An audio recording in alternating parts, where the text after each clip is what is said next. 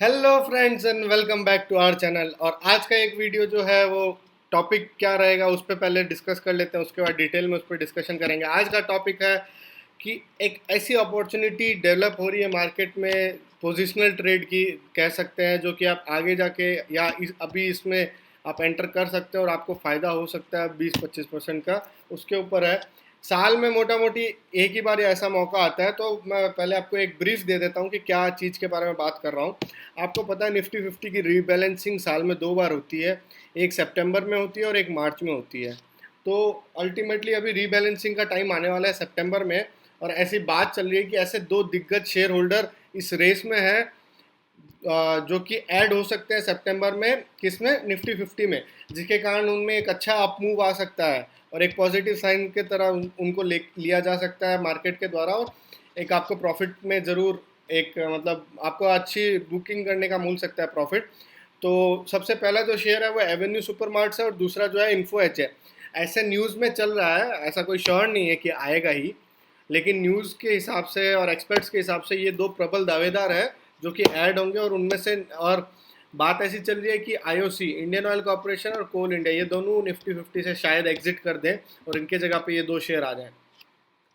तो इसके कारण हो सकता है कि लिक्विडिटी भी ज़्यादा आ जाएगी, अल्टीमेटली मार्केट में ट्रेडिंग भी ज़्यादा होगी इन दो शेयर्स में, और अल्टीमेटली लोग इसको एज ए पॉजिटिव साइन लेंगे। और निफ्टी 50 में ऐड होने का फ़ायदा ये होता है कि एफ भी उस पर फोकस और ज़्यादा बढ़ा लेते हैं। तो चलिए डिटेल में वीडियो को स्टार्ट करते हैं। Let's start the video. तो आपको स्क्रीन पे दिख रहा होगा कि ये देखिए, मैंने न्यूज़ 1 जुलाई की न्यूज़ है basically. Avenue Supermart and Info Edge in contention for inclusion of Nifty 50, सबसे बड़ी न्यूज़। और इसमें देखिए यहाँ पे आपको ये भी दिख रहा होगा, इंडियन ऑयल और कोल इंडिया एग्जिट कर सकते हैं, इनको बाहर निकाला जा सकता है क्योंकि इनका पास्ट में इतना ज़्यादा कंसिस्टेंट परफॉर्मेंस रहा नहीं है। तो अल्टीमेटली फ़ायदा क्या होगा, आपको पता है कि सेमी एनुअली होता है, सितंबर में हो सकता है मोस्टली। ये दोनों कंपनी ऐसी दो कंपनी है जो कि 7 पैरामीटर्स होते हैं। अगर आपको निफ्टी 50 में एंटर के लिए एलिजिबिलिटी होनी है तो 7 पैरामीटर्स होते हैं। तो ये कंपनी, दोनों कंपनी इन 7 पे खरी उतरती है। खाली एक एवेन्यू सुपरमार्ट मतलब डीमार्ट एक पैरामीटर है वो, जो बहुत ही छोटा पैरामीटर है कि वो अभी तक एफएनओ में स्टार्ट नहीं हुआ है। जैसे ही वो एफएनओ में आ जाएगी तो उसके साथ के साथ पैरामीटर्स मीट हो जाएंगे। तो बात यह कि दोनों कंपनी रेस में है, और ऐसा कोई ज़रूरी नहीं है कि एक कंपनी को अगर इंक्लूड कर दिया तो दूसरी कंपनी खराब है, बर्बाद हो गई। 19-20 का ही फ़र्क होता है। तो चलिए, ये जो मैं आपको कहानी बता रहा हूँ, आपको लग रहा होगा ऐसे ही बड़ी बड़ी बातें कर रहा हूँ, तो मैं आपको बताता हूँ एक सिचुएशन। अभी लास्ट मार्च में आपको मैं बता दूँ, टाटा कंज्यूमर प्रोडक्ट, टाटा की ग्रुप की जो कंज्यूमर प्रोडक्ट है, टाटा कंज्यूमर प्रोडक्ट मार्च के आसपास ऐड हुआ था। तब मैंने इस पर एक दाव खेला था। अल्टीमेटली यहाँ पे मैंने बाइंग की थी करीब यहाँ अप्रैल में, जब ये न्यूज़ आई थी। तो उसके बाद देखिए यहाँ पे मार्केट 5% गिरा भी था इसका रेट, और उसके बाद अल्टीमेटली टोटलिटी में मेरे को 14% के आसपास का रिटर्न पे मैं बैठा हूँ और अभी भी बैठा हूँ इस शेयर में। तो कारण इसके पीछे क्या है, एक तो एक ये पॉजिटिव साइन देखा जाता है, प्लस कंपनी भी फंडामेंटली स्ट्रांग होती है। निफ्टी 50 में एंटर करने के लिए आपको बहुत सात, मैंने आपको बताया 7 पैरामीटर्स मीट करने होते हैं, और हर किसी के बस की बात नहीं होती 7 पैरामीटर्स मीट करना। तो एक पॉजिटिव स्टार्ट होती है। तो अब चलिए डिटेल एनालिसिस से स्टार्ट करते हैं। सबसे पहले हम जो शेयर की बात करेंगे, DMart one of the favourite share है मेरा, रिटेल कंपनी का सेगमेंट का शेयर है। अल्टीमेटली लॉकडाउन के कारण इनको काफ़ी ज़्यादा हिट हुआ था ये उनका, क्योंकि डीमार्ट के जो जितने भी रिटेल आउटलेट्स थे वो सारे बंद थे, और जो होम डिलीवरी थी वो सारी के सारे सिटीज़ में एक्टिव नहीं थी इनकी। और प्लस जो ग्रोथ चेन था इनका बढ़ रहा है एट प्रेजेंट और आगे भी बढ़ेगा, लेकिन वही है, लॉकडाउन के चलते और ये सब रेस्ट्रिक्शंस के चलते इनको प्रॉब्लम थोड़ी सी फेस हुई। और इस साल 2021 में उनका थोड़ा सा कंपैरेटिवली परफॉर्मेंस हल्का सा लो रहा था लास्ट का ईयर के कंपैरिजन में, लेकिन ओवरऑल बहुत ही फंडामेंटली स्ट्रांग कंपनी, अच्छी कंपनी। आप देख सकते हैं पिछले एक साल में अगर आप रिटर्न देखेंगे 42-43% के रिटर्न है, और मैक्सिमम चार्ट पैटर्न देखिए कितना एकदम बढ़िया अप मूविंग पैटर्न। ऐसा ही फंडामेंटल स्ट्रांग शेयर को अप मूविंग होना चाहिए। ऑल टाइम आप देखिए ये बेसिकली 2017 से है, मतलब 2017 अभी 2021 चल रहा है, 4 साल के अंदर आपका पैसा 4 टाइम्स कर दिया है। तो ऐसे रिटर्न्स बहुत ही बढ़िया रिटर्न्स माने जाते हैं मेरे हिसाब से, तो it is very good returns. Plus इतना अच्छा शेयर है, और प्लस आपको एक अपॉर्चुनिटी भी मिल रही है इसमें इन्वेस्ट करके आपको पोजिशनल ट्रेड लेने की।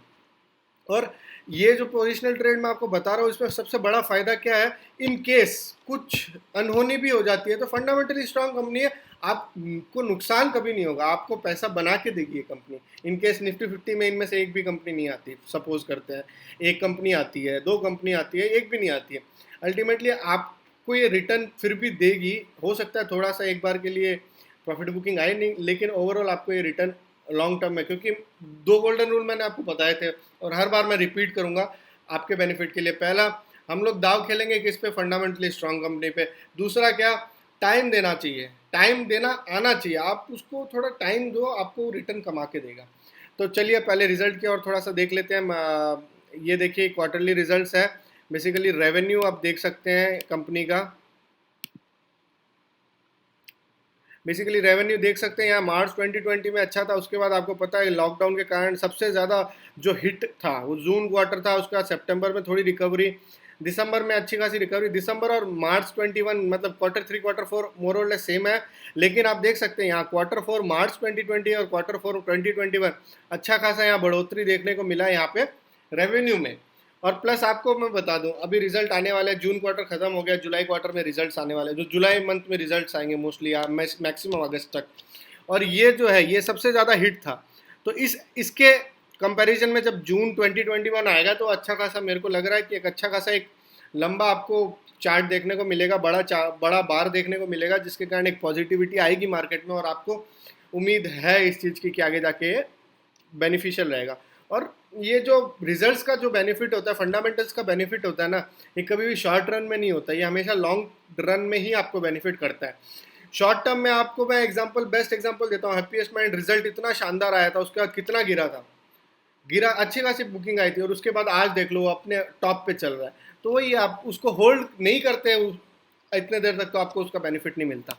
नेट प्रॉफिट देखते हैं, आइए नेट प्रॉफिट भी सिमिलर लाइंस पे आपको दिख रहे हैं, यहाँ पे बस थोड़ा सा कम है लास्ट क्वार्टर से, लेकिन क्वार्टर ऑन क्वार्टर एक अच्छी ग्रोथ, पैसा करीब अच्छा खासा बढ़ा है यहाँ पे नेट प्रॉफिट में, और ईपीएस भी सिमिलर लाइन पे दिखेगा। और अब थोड़ी बैलेंस शीट देख लेते हैं कंपनी की। रिजर्व्स एंड सरप्लस देखिए कंसिस्टेंटली बढ़ रहे हैं, यहाँ देखिए इतने अच्छे शानदार रिजर्व्स हैं। लॉन्ग टर्म बोरिंग यहाँ आप देख सकते हैं जीरो, डेट फ्री कंपनी, एक एक एडेड एडवांटेज मिल जाता है अगर कंपनी के पास डेट नहीं होता तो, क्योंकि एक फिक्स्ड कॉस्ट होता है फाइनेंस कॉस्ट, वो बच जाता है कंपनी का, और एक बर्डन, बहुत बड़ा बर्डन होता है डेट, वो कम हो जाता है। बाकी शॉर्ट टर्म बोरिंग तो फ्लक्चुएटिंग मैनर में होते हैं, इसको इग्नोर करते हैं, ज़्यादा ध्यान नहीं देते हैं इस पर। बाकी कैश एंड कैश इक्विवेलेंट्स की तरफ अगर देखिए कंसिस्टेंटली यहाँ पे सबसे ज़्यादा हिट था 20, उसके बाद वापस से देखिए कैश एंड कैश इक्विवेलेंट्स कितना अच्छा चल रहा है कंपनी का, तो ओवरऑल एक अच्छी कंपनी नज़र आ रही है।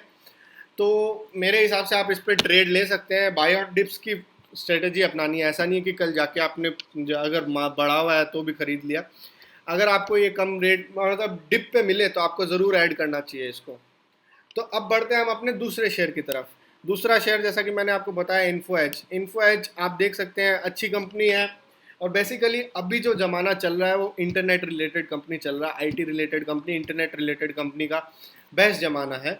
और आपको मैं बता दूं आगे आगे जब जो हमारा सिचुएशन चल रहा है मार्केट में, given the situation of machine learning, artificial intelligence, digitization of everything, तो फ्यूचर आगे जाके यही होने वाली है, ऐसी कंपनीज आपको पैसा बना के देगी। और आईटी तो आपको देख ही रहा है कि पिछले हफ्ते भी कितना अच्छा रन दिया था। तो आप देख सकते हैं एक साल में करीब 92% की रिटर्न है, और मैक्सिमम अगर हम देखें यहाँ पे कंपनी ने देखिए अच्छा कितना अच्छा asset moving upward moving chart अगर होता है ना तो उसे मैं अच्छा मानता हूँ लॉन्ग टर्म में। और देखिए 35,000 के करीब के रिटर्न है। बेसिकली इसमें आप ये जीवनसाथी.com और ये जो जोमेटो का आईपीओ आने वाला है, और ये जो भी इंटरनेट रिलेटेड जो स्टार्टअप होती है ना, नौकरी.com का जो है, ये सब में ये कंपनी क्या करती है, as a PE private equity invest करती है, उनको बढ़ावा देती है और उसका वो फ़ायदा उठाती है। अल्टीमेटली अभी कंपनी के अगर हम रिजल्ट्स की तरफ देखें, जो ऐसी कंपनी होती है ना, आपको मैं पहले बता दूं, ऐसी कंपनी के रिजल्ट्स एनुअली क्वार्टरली इतना ज़्यादा इफेक्टिव नहीं होंगे, क्योंकि इनका पर्पस ही होता है ये ऐसे बडिंग स्टार्टअप पे इन्वेस्ट करते हैं जिसमें अच्छा स्कोप हो, फ्यूचर हो, और उनको अच्छे से नर्चर करते हैं, उसको बढ़ाते हैं, और उसके बाद आईपीओ लेके आते हैं जैसा कि जोमेटो में हो रहा है, और अपने जो कुछ इक्विटी को थोड़ा ऑफलोड कर लेते हैं ताकि अपनी प्रॉफिट बुकिंग कर सकें। तो रेवेन्यू भी ठीक ठाक नज़र आ रहे हैं और नेट प्रॉफिट भी यहाँ पे आप देख सकते हैं, यहाँ पे ठीक ही नज़र आ रहे हैं, ज़्यादा कोई ख़राब नहीं है। क्वार्टर एंड क्वार्टर अच्छा यहाँ पे बढ़ोतरी दिखा है, लेकिन बस दिसंबर क्वार्टर को बीट नहीं कर पाया है, काफ़ी कम है दिसंबर क्वार्टर से। लेकिन फंडामेंटली काफ़ी स्ट्रॉन्ग कंपनी, आपको बता दूं मैं, देखिए यहाँ पे रिजर्व्स देखिए आप, कंसिस्टेंटली बढ़ रहे हैं और यहाँ तो लास्ट ईयर से डबल हो गए हैं, करीब करीब देख सकते हैं 2200 से सीधा 4400, तो मोर और लेस डबल ही मैं मानता हूँ उसको।